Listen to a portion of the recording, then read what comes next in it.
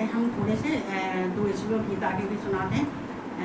और कहते हैं जितने हम गीता का चाहे 1 श्लोक हो चाहे 2 श्लोक हो, लेकिन हमें बोलना चाहिए। चूँकि देखो ये माँ का हमने कह दिया तो ये माँ अवश्य सब देवता आ गए इसमें, तो हमें कृष्ण के लिए बोलना चाहिए। तो चलो आह्वान करते हैं भगवान कृष्ण के लिए, राधा रानी के लिए हम आह्वान करते हैं, उनकी स्तुति करते हैं। ओम कृष्णाय नमः, ओम वासुदेवाय नमः, ओम परमात्मने नमः, ओम गोविंदाय नमो नमः, ओम राधा वल्लभाय नमः, ओम क्लीं कृष्णाय नमः, ओम क्लीं कृष्णाय नमः, ओम क्लीं कृष्णाय नमः। ओम जितने हैं कहते हैं जितने संसार में हैं, मैं सबको प्रणाम करती हूँ, राधे राधे कहती हूँ, सबको जय श्री कृष्णा कहती हूँ। उनको हम सबको कहते हैं भगवान की छत्र छाया में रहने से, भगवान का गुणगान करने से हमें संकट नहीं आते हैं। संकट तो आते हैं, तो ये ग्रह नक्षत्र ये अपना पीछा नहीं छोड़ते, कर्म अपना पीछा नहीं छोड़ता, नक्षत्र अपना पीछा नहीं छोड़ते हैं। कहते हैं कर्म तो हमें यहाँ नहीं, हमें तो वहाँ तक ऊपर तक लेके कर्म जाते हैं। संग कर्म तो हमारे ऊपर तक जाते हैं, कर्म तो यहाँ भी जाते हैं, ऊपर तक जाते हैं। और ग्रह नक्षत्र ये संग साथ नहीं छोड़ते, लेकिन साधन भी तो है, तो साध्य को पकड़ लो तो साधन तो है ही है। कहते हैं हम साधु को पकड़ के लेते हैं, तो हमारे लिए साधन कौन है? भगवान है। जब हम साधना करेंगे तो साध्य को हम प्राप्त हो ही जाएंगे। तो चलते हैं, और 2 ही बोलूँगी, आज ज़्यादा नहीं बोलूँगी, चूँकि मुझे भी खाना बनाना है। हम यहाँ थे,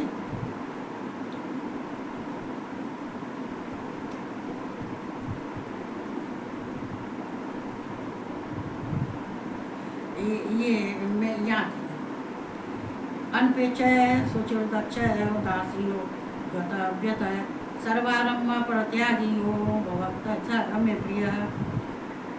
देखो मद भक्त की देखो यहाँ पे बहुत अच्छी है। देखो पहले इसमें ज़्यादातर मत देखो जो भगवान कहते हैं, जो मेरी भक्ति करता है उसके सामने कोई परेशानी नहीं आती है।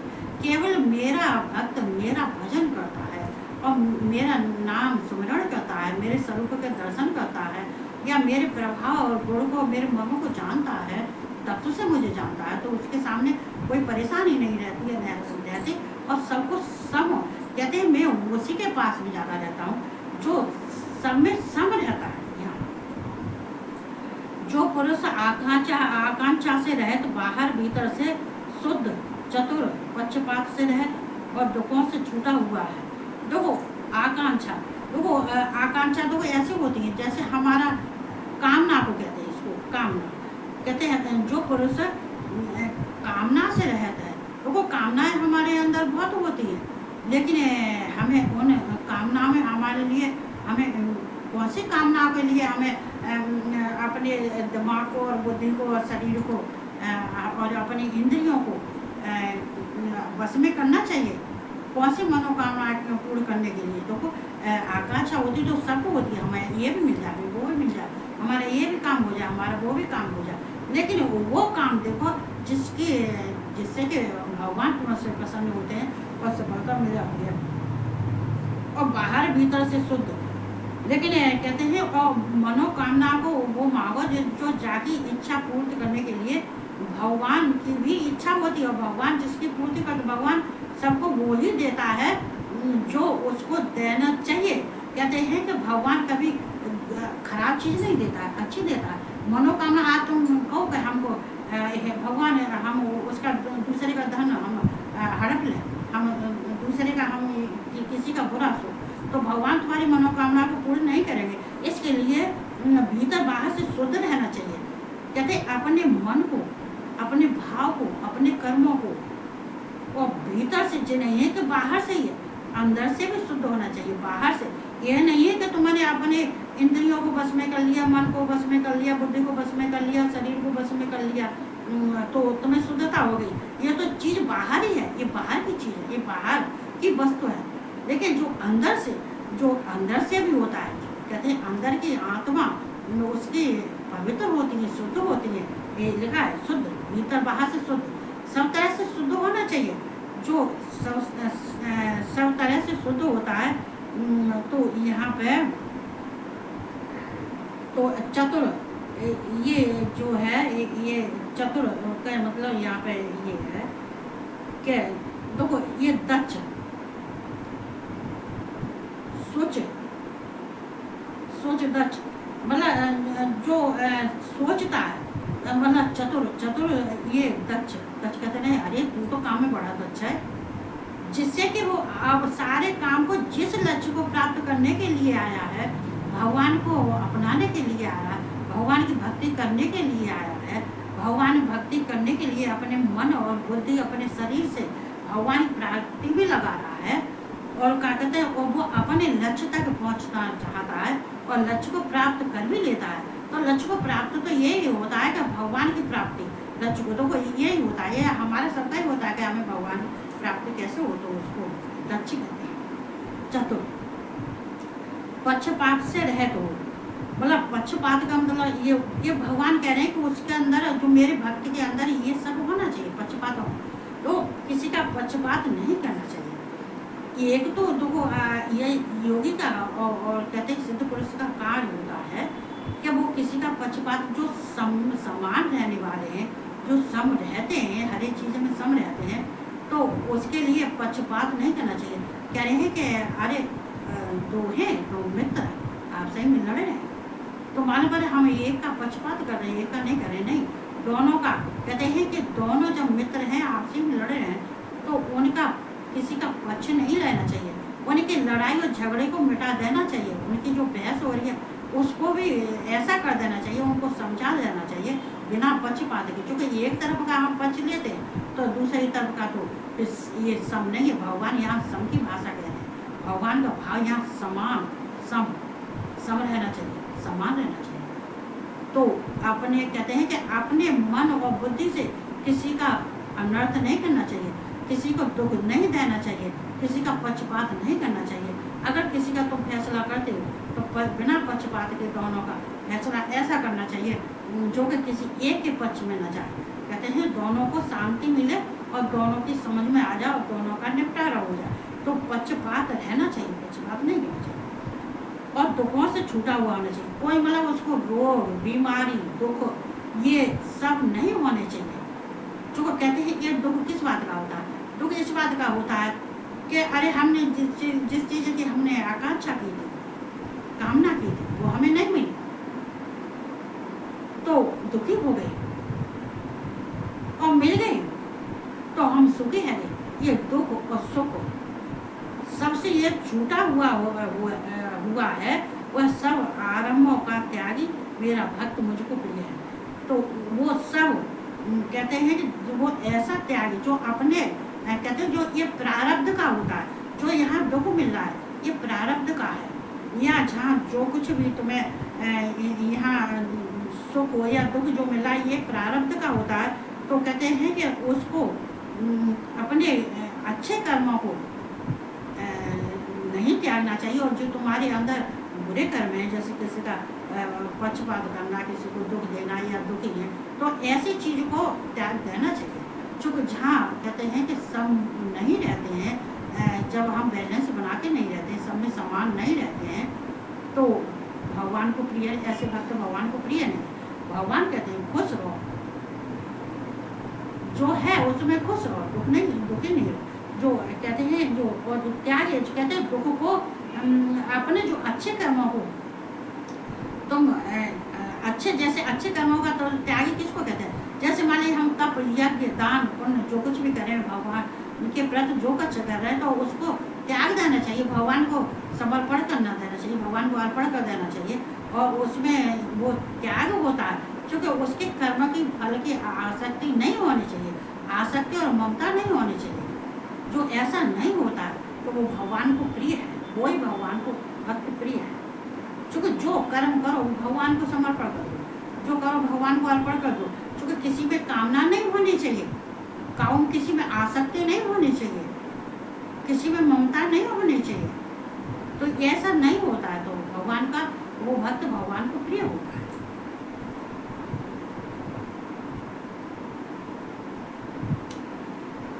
तो ये यो यो न हस्यन्ते न तुष्ट न सोचत न कांग छत स्वा स्व पर त्यागी भक्त मान्य स में प्रिय। तो भक्त मान्य, तो ये भगवान ने तो बहुत अच्छा किया। कहते हैं कि शुभ अशुभ जो भी कार्य होते हैं, तो वो शुभ भी होते हैं अशुभ भी होते हैं। तो ये कहते हैं यहाँ पे हालांकि देखो अमरस को कहते हैं कि दूसरे की कभी उन्नति देख के संताप नहीं करना चाहिए, दुख नहीं करना चाहिए, कहते शोक नहीं करना चाहिए। जो न कभी हर्षित तो होता है न द्वेष करता है, जो न कभी दोष न ही कभी हर्षित तो होता है न द्वेष करता है, न शोक करता है, न कामना करता है, तथा जो शुभ और अशुभ संपूर्ण कर्मों का त्यागी है वह भक्त युक्त पुरुष मुझको प्रिय है। तो यहाँ समझने वाली बात है कि जो न कभी हर्षित होता है जैसे मलय और न द्वेष करता है। द्वेष का मतलब क्या है, हर्षित का मतलब क्या है? कहते हैं कि कभी कभी तो ऐसा हो जाता है कि हमको किसी चीज को मिलने आने से हमको इतनी खुशी होती है, एक जहाँ दूसरा और है, क्योंकि यहाँ पर दोष आया है, न दोष करता है, बोला दूसरों का देख के उसके अंदर जो राग द्वेष नहीं होना चाहिए। कहते हैं दूसरे के पास तो ये चीज है, हमारे पास ये चीज नहीं है, तो कहते हैं उससे वो द्वेष करने लगा, उससे कहते हैं उससे क्रोध करने लगा, उससे घृणा करने लगा। और जब वो कहते हैं और अगर किसी को सुख मिलता है तो उसे देख के तुम दुखी होते हो, किसी को अगर दुख मिलता है तो उसे देख के तुम हर्षित होते हो।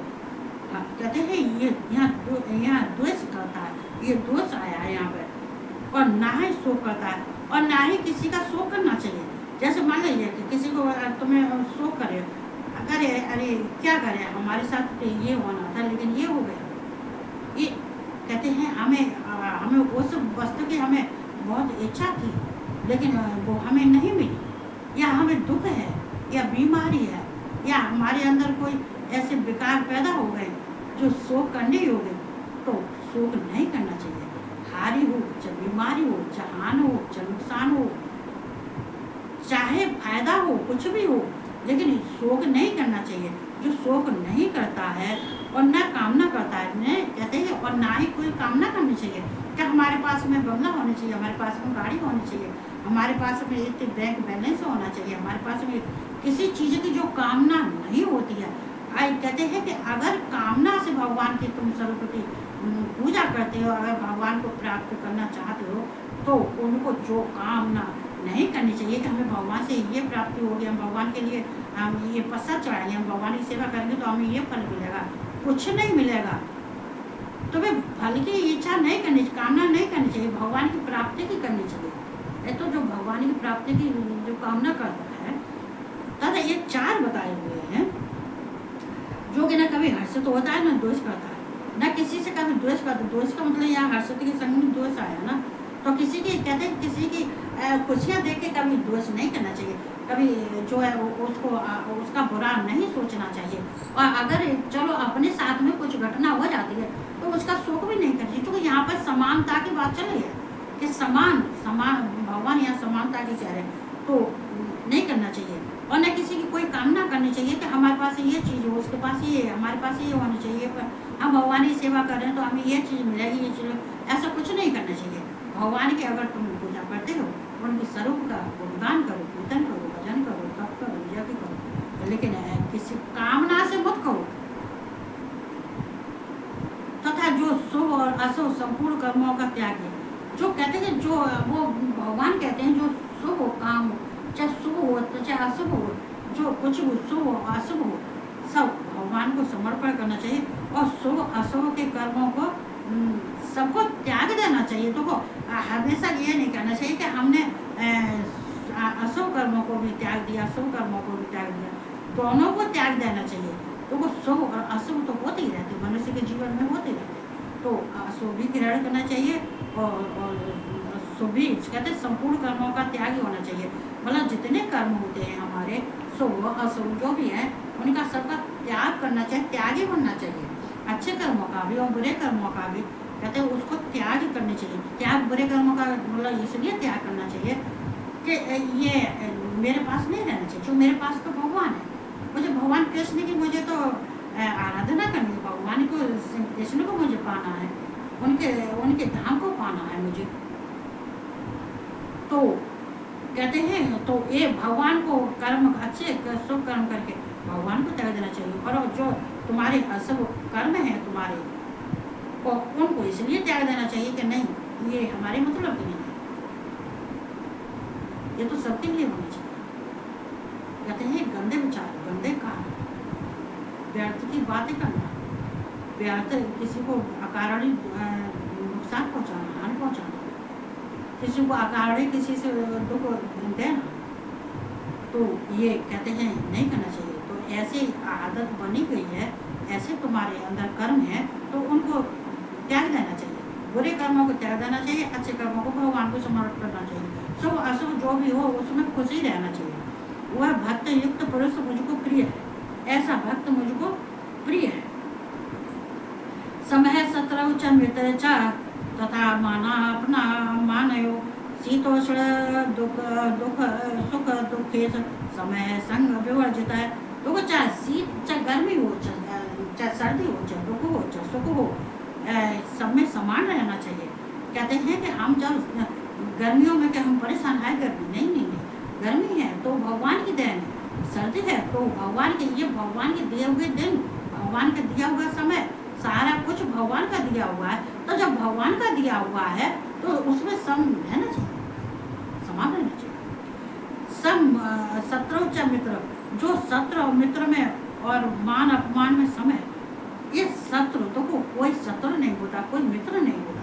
कहते एक योगी के लिए, एक भक्त के लिए कोई न शत्रु है न मित्र है, उसके लिए बराबर है। शत्रु भी बराबर है, मित्र शत्रु के अगर उनके साथ में कहते योगी और संत पुरुषों के पास में अगर कोई शत्रुता करता है तो वहाँ पे उसको गुस्सा नहीं आता है। क्यों नहीं आता है? उसको वो भी अच्छा लगता है, कहते हैं ये शत्रु है, तो ये शत्रु है तो इससे हमें घृणा नहीं करनी चाहिए, इस पर हमें क्रोध नहीं करनी चाहिए, इस पर हमें गुस्सा नहीं करना चाहिए। ये मेरे लिए ये मित्र है, ये भी समान है, शत्रु है ये भी समान है।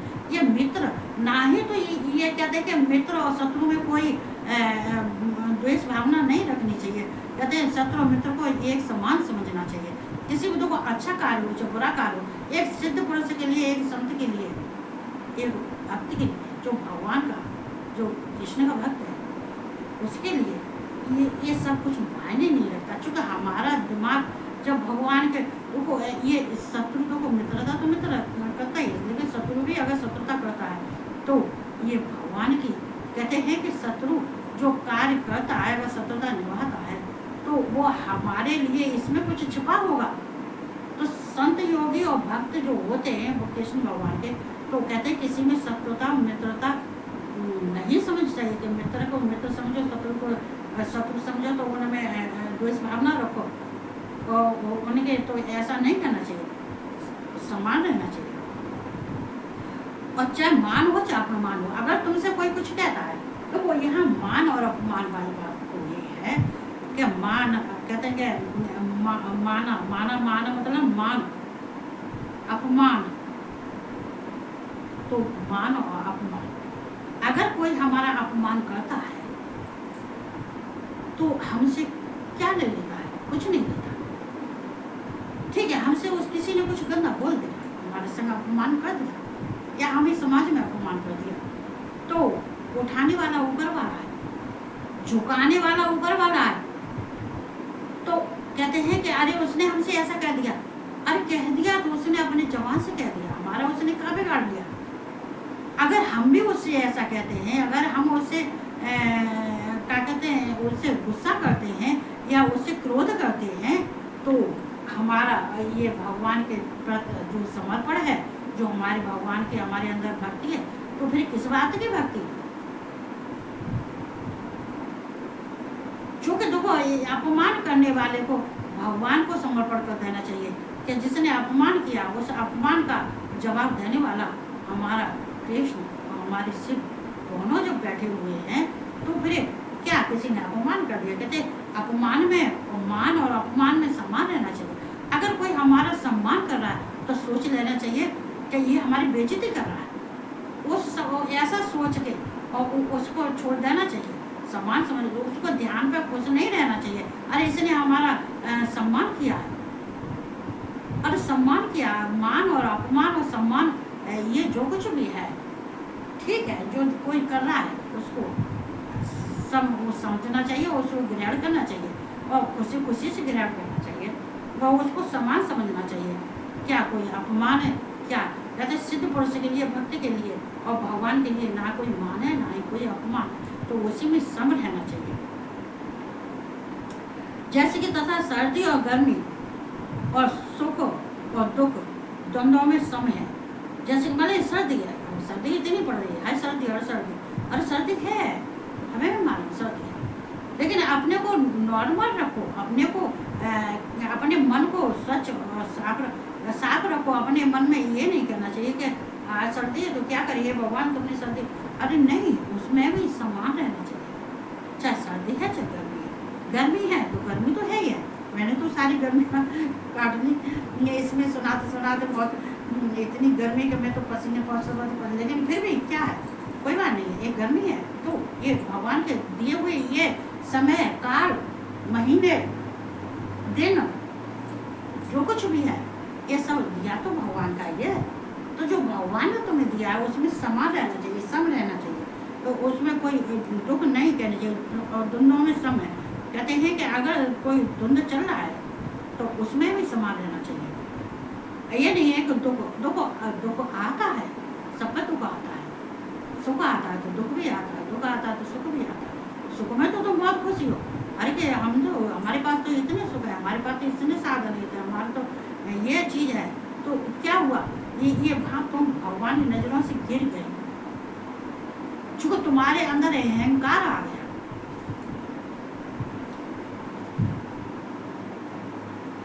तो तुम्हारे अंदर अहंकार आ गया, तो ये अहंकार कहाँ से पनपता है? अहंकार वहीं से पनपता है कि जहाँ हम अपने को ज़्यादा सुखी देखते हैं और कहते हैं तो नहीं, और दुख देख के घबराना नहीं चाहिए। अरे हमारे पास में तो दुख आ गया, अब क्या करें, कैसे करें? अरे क्या आ गया, दुख आ गया तो तुम समर्थ बनो, तुम भगवान के चरणों में ये दुख को समर्पण कर दो, वो अपने आप स्वतः ही देख लेंगे। लेकिन तुम समान रहो, लेकिन अपने कहते हैं अपने मन बुद्धि को अपने अंदर कोई विकार नहीं लाओ। जिसके अंदर कोई विकार नहीं आते हैं तो वो भगवान को प्रिय है, ऐसा ही भक्त और आसक्ति से रहते हैं, और किसी को किसी में आसक्ति नहीं रहनी चाहिए, ममता नहीं। तो भगवान कहते हैं अगर तुम किसी में आसक्ति रखोगे, ममता रखोगे, तो तुम मुझे नहीं पहचान पाओगे, और ना ही तुम कोई धर्म का कार्य कर पाओगे, और ना ही तुम किसी लक्ष्य तक पहुंच पाओगे। दक्ष ये आए, दक्ष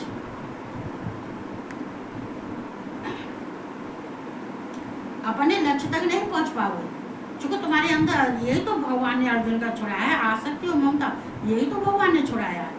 क्योंकि आसक्ति और ममता ये सब छूट जाती है तो अपने आप इंसान नॉर्मल हो जाता है। क्योंकि जब तक ये नहीं छूटती है तो भगवान की प्राप्ति नहीं कर पाते, तो भगवान की प्राप्ति ऐसे इंसान को भगवान की प्राप्ति नहीं होती। तो मैं आज इतना ही बोलूँगी। मैं कहाँ थी, 18 श्लोक 18 पर, चूँकि अब जाके मैं बच्चे आ रहे होंगे तो उनका खाना भी बनाऊंगी, जो है आ रहे होंगे, तो बस देखो हमें बस यही करना चाहिए। देखो चाहे एक ही श्लोक हो, चाहे 2 हो, चाहे 3 हो, चाहे 4 हो, चाहे आधा हो, जरूर बोलना चाहिए। कहते हैं कि हमारे मन के विकार, जो हमारे अंदर विकार पनप रहे हैं, ये विकार कैसे दूर होंगे? देखो कभी कभी मुझे तो बहुत दुख होता है कि इंसान ऐसी गलतियां कर बैठता है कि उन गलतियों का निपटारा नहीं हो पाता है। कभी कभी ये गलती पूरा जीवन बिगाड़ के रख देती है, और अगर उस ये गलती को ही समय चलते ही सुधार लेता है या उसको अपने दिल से लगा के नहीं रखता, किसी चीज़ को अपने दिल से लगा के नहीं रखो, उसमें से निकलने की कोशिश करो। ये दक्ष चतुर लक्ष्य को प्राप्त करने के लिए उसमें से निकलो। तो कहाँ फंसे हो, किसमें फंसे हो? किसी दिन मौका मिलेगा तो ये मैं सुनाऊंगी मैं कहाँ थी, कैसी फंसी थी, क्या हुआ था, कैसे निकली थी, कैसे यहाँ तक आई थी, कैसे अपने मन को शांति दी थी, कैसे अपने दिमाग को शांति दी थी, कैसे मैंने भगवान को प्राप्त किया था। ये समय आ गया है, अभी मेरा समय नहीं आया है। तो निकलो, कहाँ फंसे हो वहां से निकलो, निकलने की कोशिश करो। मैं सबसे कहती हूँ, जो फंसा हुआ है उनसे कह रही हूँ मैं, अपने दिमाग को हटाओ वहां से। तो ये कहते हुए कहते हैं और खुश रहना चाहिए, ज़्यादा दुख नहीं मनाना चाहिए, ज़्यादा दुखी नहीं होना चाहिए, तो सबको रहना चाहिए। हरे कृष्णा कृष्णा कृष्णा हरे हरे, हरे रामा राम राम हरे हरे। बस इतना ही सुनाऊँ। मेरी गाड़ी आएगी, बच्चे आएंगे, देखिए दरवाजे में। सबको राधे राधे और सबको गुड नाइट।